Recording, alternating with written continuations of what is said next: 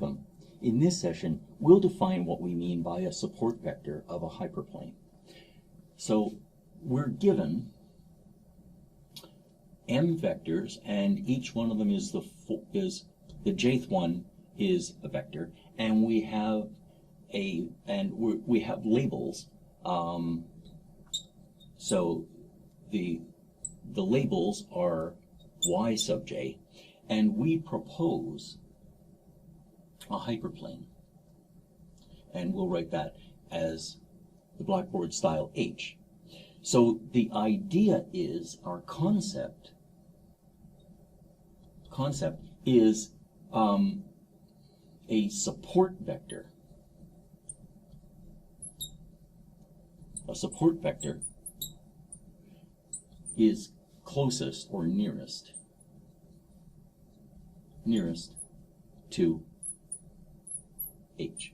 So that means that if we have a proposed hyperplane and we have some given data, we'll have a set of support vectors. If we change our proposed hyperplane, it's possible that those support vectors will change. So there are two definitions, and these definitions are slightly technical. One is use all m of the data, and the other is use +1 and -1 separately. And this is the way that we'll describe, and this is the way that MATLAB internally uses its performs its computations. So what we're doing here is we have a support vector. Sorry, we have a hyperplane. So we'll specify our hyperplane as some vector w that's not 0, and some scalar that is a real number that could possibly be 0. So this scalar is referred to as the bias. And the way that we can think of this is, it's for an unconstrained w, it's a little difficult to measure the distance from a vector to the hyperplane. So what we'll do is, to make that easier, we'll convert to a unit normal vector. That is, what we'll do is we'll say, let's use a vector n, and we'll say that that is whatever weight vector we're looking at, and then we'll normalize that. So we'll divide it by its length. And instead of b, let's suppose that we use a, and a will be the bias scalar divided by w.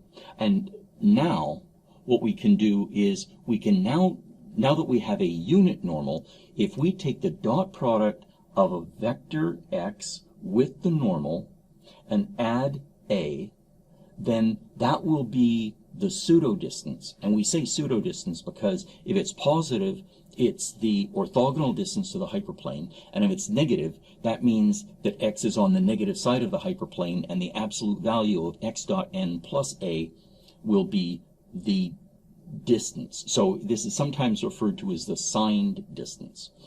So let's use an index,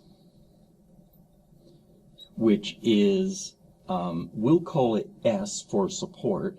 And so this is a natural number that is greater than 0, and we'll say that S has to be less than or equal to m.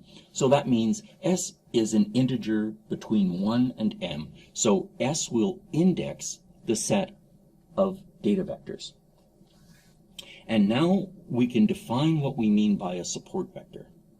So we'll say S is, we want it to be, S is a support vector if the normal dot x, let's say we use I, plus a, is as small as possible. So we go through 1, 2, 3, 4, and so on until we go through all m vectors, and then if the index has the smallest absolute value, it is supporting that hyperplane. And that means that instead of a minimization, this is an argmin. So that'll be the argmin of this absolute value. And now I will be a natural number such that I is a legitimate index into our data. So this means there's always at least one support vector. And so we'll say for a reasonable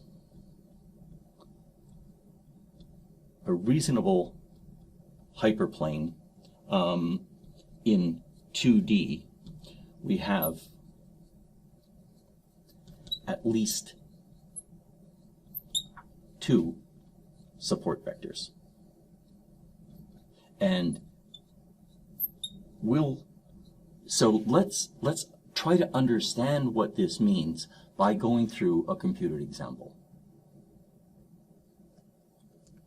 For example, suppose that we have 6 vectors that are size 2.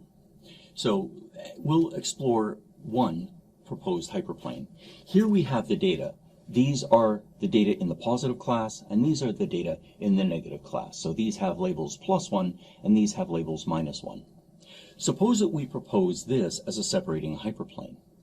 The nearest positive datum will be this, and the nearest negative data vector will be this. So we can circle these to indicate that these are support vectors. That is, these satisfy the argmin process that we just described.